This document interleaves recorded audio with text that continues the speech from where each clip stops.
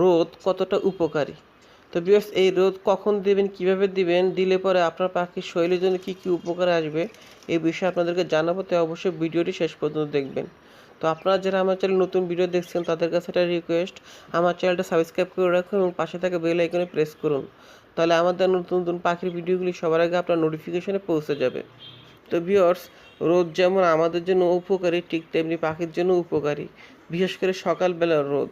তো সকালবেলা যদি আপনি 8টা থেকে 9টার মধ্যে 30 থেকে 40 মিনিট আপনি পাখিকে রোদে রাখেন, তো এই ভিটামিন ডিটা আপনার পাখির শরীরে পরিপূর্ণভাবে পাবে। তো এই জন্য আপনার ভিটামিন ডি যদি পাখির শরীরে পায় তাহলে পাখির যে হাড় ভঙ্গুর হওয়া, হাড়ে ক্যালসিয়াম অভাব যেটা আছে সেটা অনেকটা পূরণ হবে।